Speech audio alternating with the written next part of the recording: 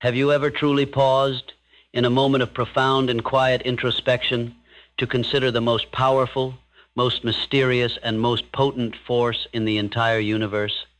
It is not the gravitational pull of the planets, nor the explosive energy locked within the atom. It is the silent, invisible, and yet all-powerful force that resides between your very own temples. It is the power of human thought.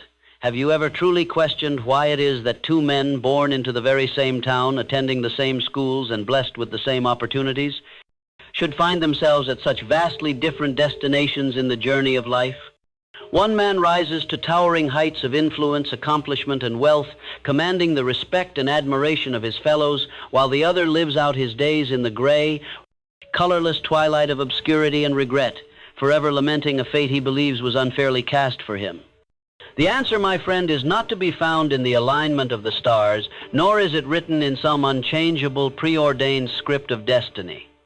The answer lies within the one kingdom over which every single soul has been granted absolute and undeniable sovereignty, the kingdom of their own mind. The journey from mediocrity to greatness is not a journey across physical distance. It is a profound and fundamental migration of the mind. It is a transformation not of your circumstances, but of yourself. It is the most vital, the most challenging, and the most rewarding journey you will ever undertake, and its first step is not taken with your feet, but with a decision. You must first understand what mediocrity truly is. It is not, as many falsely believe, a simple lack of talent or a deficiency of intellect. I have known men of brilliant minds and astonishing talents who lived and died in the barren desert of mediocrity, their great gifts withering on the vine for lack of a driving purpose.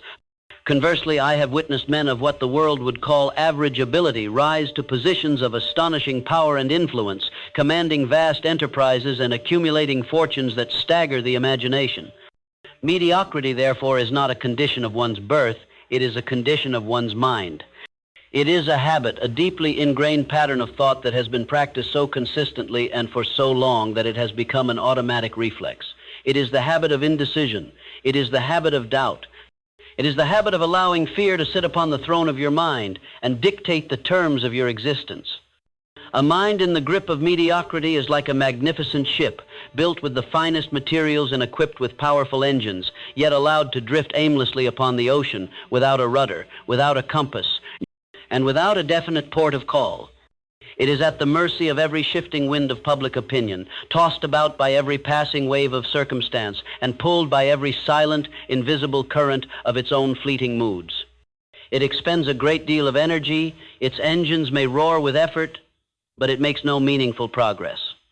It merely drifts, circles, and ultimately it is destined to founder upon the rocks of failure and disappointment, its magnificent potential forever lost to the depths. What, then, is the first and most critical step in escaping this aimless drift? What is the rudder that gives direction to the great ship of your life? It is the adoption of a definite chief aim. Let me state this with all the emphasis I can possibly command. No man can ever achieve a high degree of success in any undertaking until he has first chosen a definite purpose, a major goal toward which he can direct all of his efforts. This is the starting point of all worthy achievement. It is the bedrock upon which all great fortunes are built. A wish is not a purpose. A vague desire for happiness or more money or success is as useless as a faint puff of smoke in a gale-force wind. It is a thought with no energy behind it, no focused power to make it a reality. A definite chief aim, on the other hand, is a clear, concise, written statement of exactly what you intend to achieve.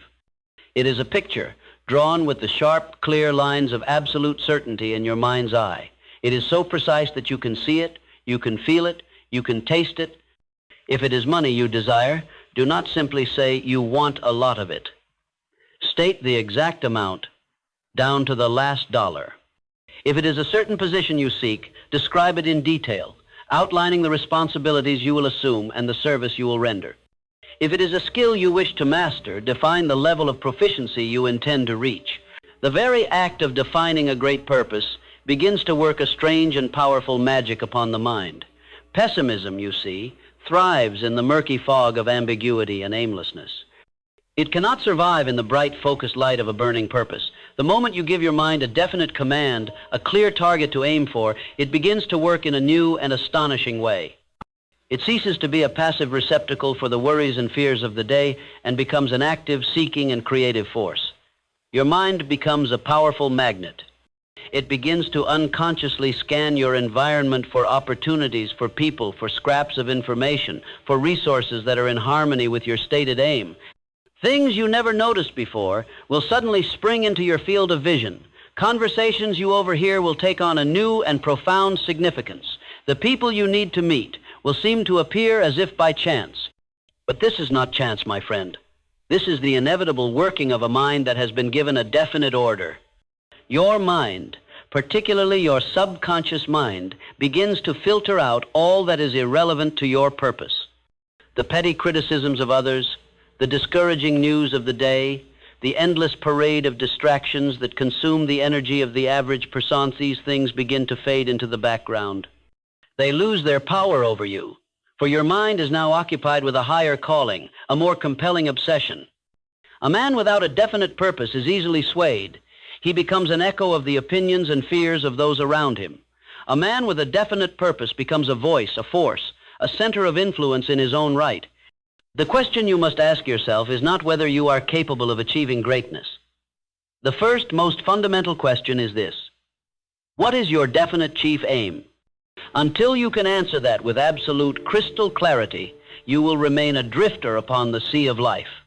But a purpose, no matter how grand or clearly defined, is but a fleeting dream, a blueprint without a builder, until it is infused with the most potent elixir in the human heart, faith. Faith is the one quality, the one mental state that gives life, power, and action to the impulse of thought. It is the total and complete antidote to fear, the sworn enemy of all pessimism and mediocrity. What is faith? Let us be very clear on this, for the word is often misunderstood. Faith is not a blind hope that things might turn out for the best. It is not a passive wish. Hope is weak. It waits for something to happen. Faith is strong. It acts as if it has already happened. Faith is the unwavering, absolute inner knowing that you can and will achieve your definite chief aim. It is a state of mind that has been cultivated so completely that the very possibility of failure ceases to exist as a reality within your consciousness. A mind saturated with faith becomes impervious to negative suggestion. It simply cannot be discouraged, for it has already seen the victory in its imagination. How then does one develop such an unshakable state of mind, especially when one's present circumstances seem to contradict it at every turn? You were not born with faith, just as you were not born with fear. Both are acquired states of mind. You have the power to choose which one will dominate your mental landscape. The method for developing faith is through the deliberate, persistent, and emotionalized application of autosuggestion. Autosuggestion is the control panel of your subconscious mind. It is the medium through which you can consciously feed your subconscious with the thoughts you choose, rather than allowing it to be fed by the stray, often negative impulses of your environment. Take your written statement of your definite chief aim.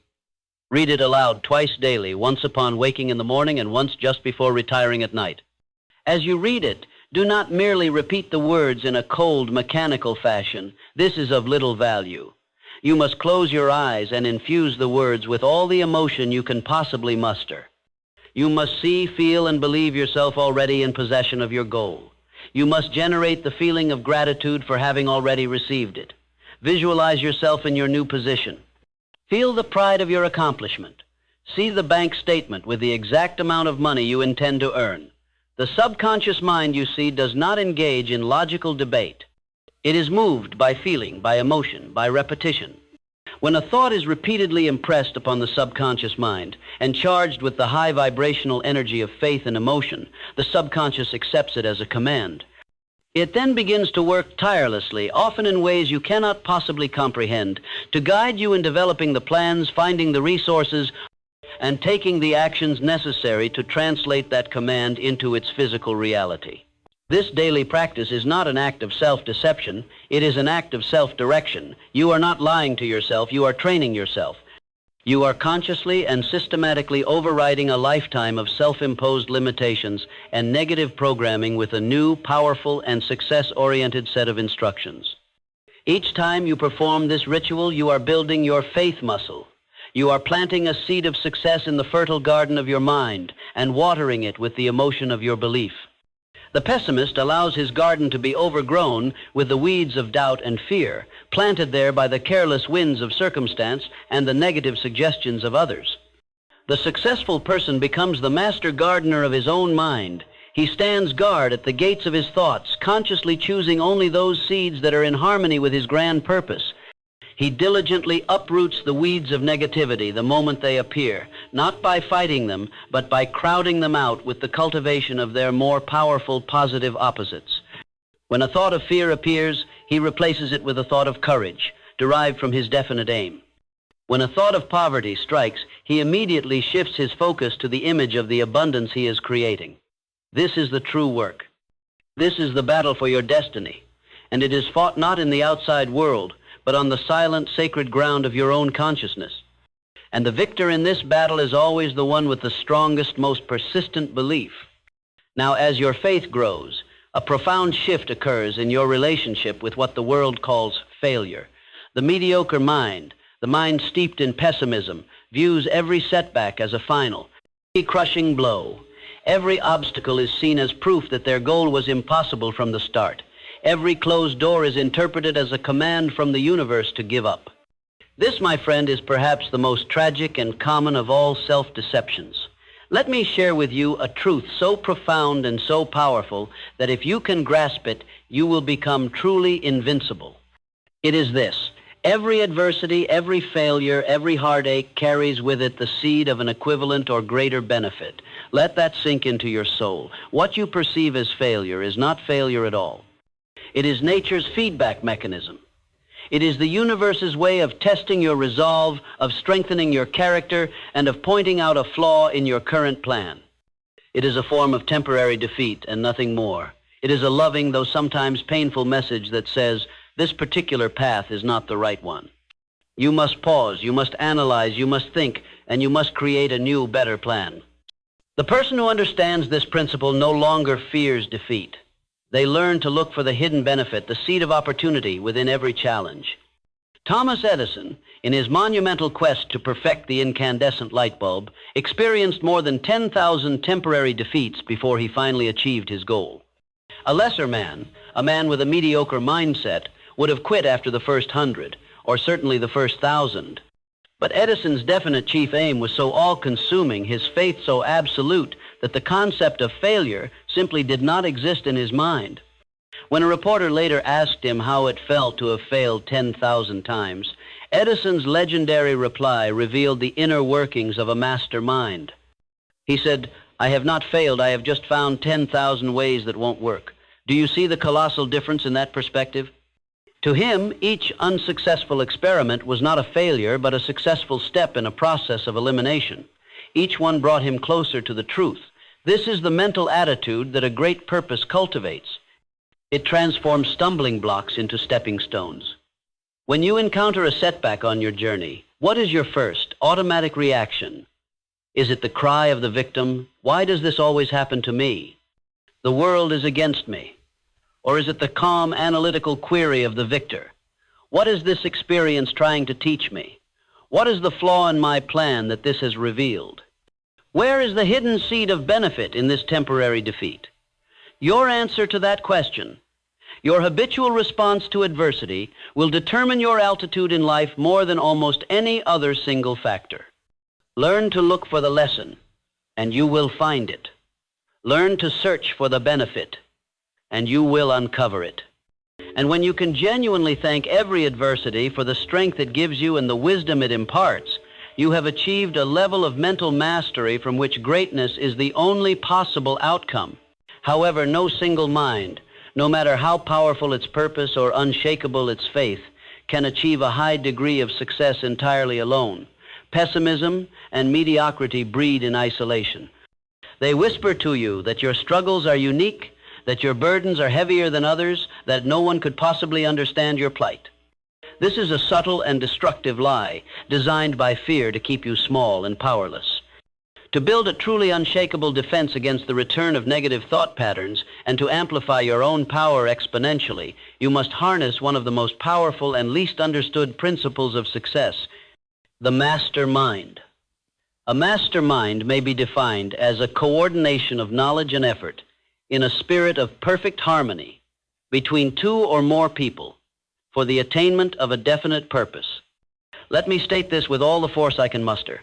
No individual may have great power without availing himself of the mastermind. The human mind is a form of energy.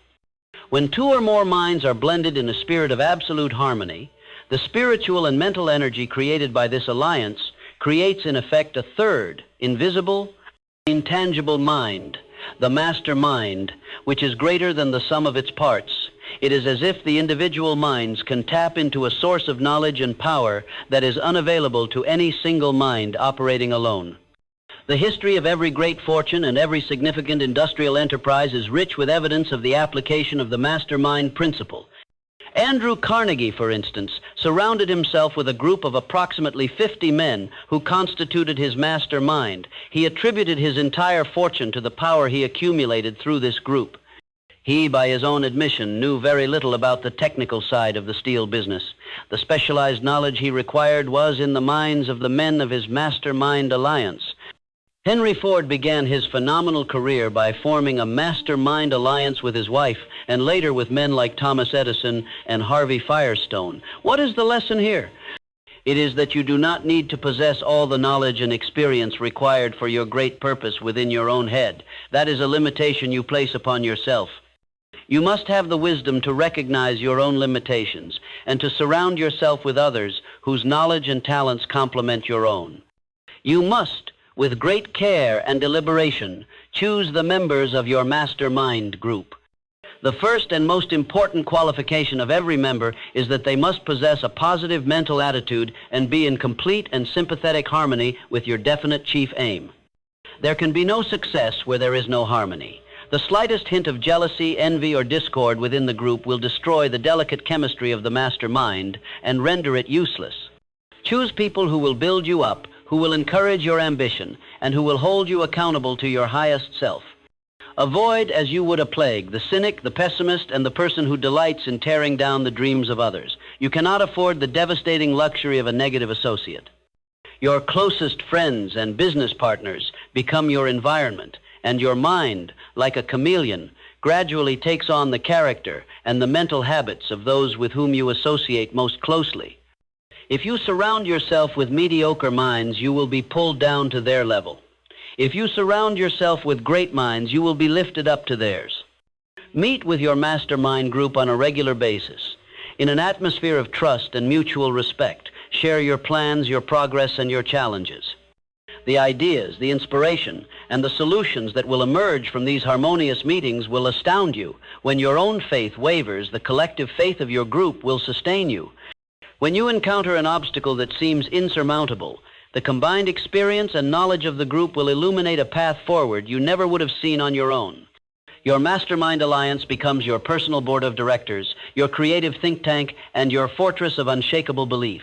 Now, with a definite purpose set, a burning faith cultivated, a positive outlook on failure adopted, and a powerful mastermind alliance formed, we come to the practical translation of these intangible forces into tangible reality. This is achieved through the development of organized plans. Desire is the starting point, but desire is an abstract impulse. It must be shaped and molded into a definite practical plan of action. This is where you must employ the magnificent faculty of your imagination. Your imagination is the workshop of your mind. It is within this sacred space that all plans are created. There are two forms of imagination, the synthetic imagination and the creative imagination. The synthetic imagination does not create anything new. Rather, it works with the raw materials of experience, education, and observation, arranging them into new combinations. This is the faculty used most often in the creation of plans.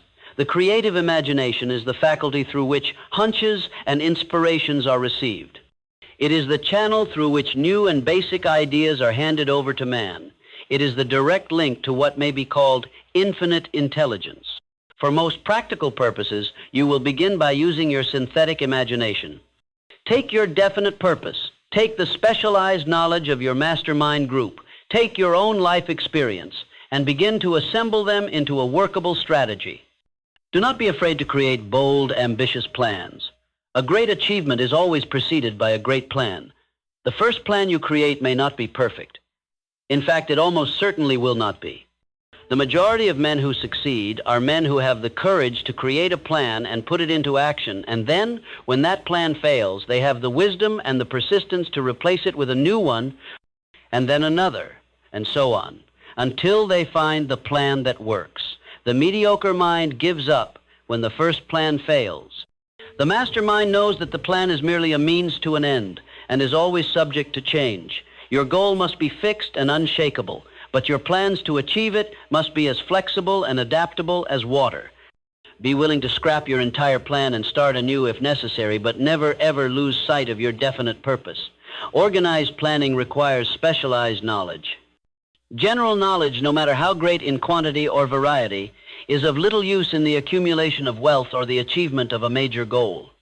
Knowledge only becomes power when it is organized into definite plans of action and directed to a definite end. If the knowledge you require is not in your own mind, that is no obstacle.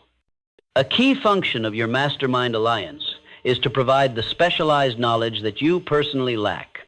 Your genius may lie not in possessing the knowledge yourself, but in knowing how to access, organize, and direct the knowledge possessed by others. This brings us to a critical turning point on the path from mediocrity to greatness, a point where many souls falter and fail. You may have the most brilliant purpose, the most unshakable faith, and the most detailed plan in the world, but all of these will amount to absolutely nothing without the one quality that ignites them all: a definite decision. Analysis of several hundred people who had accumulated fortunes well beyond the $1 million mark disclosed the fact that every one of them had the habit of reaching decisions promptly and of changing these decisions slowly, if and when they were changed at all. Conversely, analysis of several hundred people who were failures disclosed the fact that they invariably had the habit of reaching decisions, if at all, very slowly, and of changing them quickly and often. Indecision, my friend, is the seedling of fear. Indecision, when it becomes a habit, crystallizes into doubt, and the two blend together and become fear. The process is slow, but its effects are deadly. The man who cannot come to a definite decision and stand by it is at the mercy of the opinions of others. He listens to the fears of his relatives, the doubts of his friends, the criticisms of his neighbors, and he becomes paralyzed. He waits for the right time to begin, but the right time never comes. You have a mind of your own. Use it. Reach your own decisions. You may gather facts, counsel, and information from your mastermind group before making a decision, but the final decision must be yours. And once it is made, shut your ears to the negative influences of the world and move forward with absolute purpose. The world is full of people who are quick to offer opinions, but these opinions are the cheapest commodities on earth. If you are influenced by the opinions of others when you should be making your own decisions, you will not succeed in any undertaking. You must develop the habit of prompt and firm decision-making. This habit will give you an aura of confidence and power that others can sense. It will mark you as a leader, a person who knows where they are going. And this, in turn, will attract to you the support and cooperation of others who wish to align themselves with a person of purpose. Your first decision, and your most important one, is the decision to adopt a definite chief aim. Your second is to develop a plan to achieve it. Your third is to put that plan into action now, not later, which leads us to the final, indispensable ingredient in this alchemy of success. This final ingredient is the one quality that, more than any other, separates the great from the mediocre. It is the one trait that is the common denominator of all high achievers. It is persistence. Persistence is to the character of man as carbon is to steel. It is the sustained effort necessary to induce faith. It is the willpower to keep going when every fiber of your being cries out to quit. The lack of persistence is one of the major causes of failure. It is a weakness common to the majority of men and women, but it is a weakness that may be overcome by intense effort. The ease with which you can acquire the habit of persistence depends entirely upon the intensity of your desire. The starting point of all achievement is desire. Weak desires bring weak results, just as a small amount of fire makes a small amount of heat. If you find yourself lacking in persistence, the first remedy is to build a stronger, more burning fire under your desires. Go back to your definite chief aim. Re-examine it, amplify it. Make it an all-consuming obsession. When your desire for your goal is strong enough, you will find the willpower to persist through any and all temporary defeats. Persistence is not a single heroic act. It is a habit built upon the foundation of other success habits. It requires a definite purpose, for you cannot persist in the pursuit of something you do not clearly want. It requires desire to provide the fuel for the journey. It requires self-reliance and faith in your ability. It requires organized plans to give your efforts direction. It requires accurate knowledge to ensure your plans are sound. It requires the cooperation of a mastermind to provide encouragement and support. And it requires willpower, the habit of concentrating your thoughts upon the building of plans for the attainment of a purpose. When you are driven by a burning desire, backed by absolute faith, and armed with a sound plan, persistence becomes an almost automatic response to obstacles. The world is full of quitters, people who throw their aims and purposes overboard at the first sign of opposition or misfortune. The few who carry on, who get up one more time than they are knocked down, who refuse to recognize failure as anything more than a signal to try a new approach. These few are the Fords, the Carnegies, the Edisons of the world. They are the captains of their own fate. Their persistence has a way of wearing down all opposition. It sends a clear message to their own subconscious mind that they are deadly serious, and this, in turn, unlocks hidden reserves of power. It sends a message to the world that they are a force to be reckoned with, a person who simply will not be denied. If you can master these principles, if you can consciously and systematically shift your mind from the habits of mediocrity to the habits of success, you will begin to notice a profound change not only in your circumstances, but in your very being. You will develop a poise, a calm self-assurance that is unshakable. You will find that you have a new and sharper faculty of intuition. You will begin to receive what are often called hunches or inspirations, flashes of insight that guide you in making the right decisions and in finding solutions to complex problems. This is what may be called the sixth sense. It is the apex of this entire philosophy. The sixth sense is the faculty of the creative imagination. It is the channel through which your finite mind can communicate with infinite intelligence. It is not a faculty you can simply turn on at will. It is a state of mind that develops automatically after you have mastered all the other principles I have laid out before you. When your mind is clear of fear, when it is focused on a definite purpose, when it is vibrating at the high frequency of faith and positive emotion, then and only then does it become a receptive instrument for the wisdom of the universe to flow through you. The greatest leaders, the most brilliant inventors, the most profound artists, they all had access to this faculty. They were men and women who had so completely mastered their own minds that they were able to tap into a source of knowledge far beyond their own limited experience. This, then, is the journey from mediocrity to greatness. It begins with the fundamental realization that you are the absolute master of your own thoughts and therefore the master of your own destiny. It proceeds with the conscious, deliberate decision to adopt a definite chief aim, to define with absolute clarity what you demand of life. You then breathe life into this aim with unshakable faith, cultivated daily through autosuggestion. You fortify yourself with a powerful mastermind alliance. You learn to view every defeat as a stepping stone. You translate your desire into organized, practical plans. You make firm, prompt decisions, and you back those decisions with relentless, unyielding persistence until your goal becomes your reality. Each of these principles is a tool, a key to unlock a different chamber of your own magnificent potential. Mediocrity is the choice to let these tools rust and to remain a prisoner in a cell of your own making. Greatness is the choice to pick up these tools, to become a master craftsman of your own mind, and to build for yourself a life of power, purpose, and profound achievement. The power has always been yours. The materials have always been within your reach. The path has been illuminated. The question that remains is not whether it is possible. The only question that has ever truly mattered is this: what will you choose? What great purpose will you set for yourself today, and what first step will you take now, in this very moment, to begin the glorious journey toward its fulfillment? The destiny you desire is waiting for your command.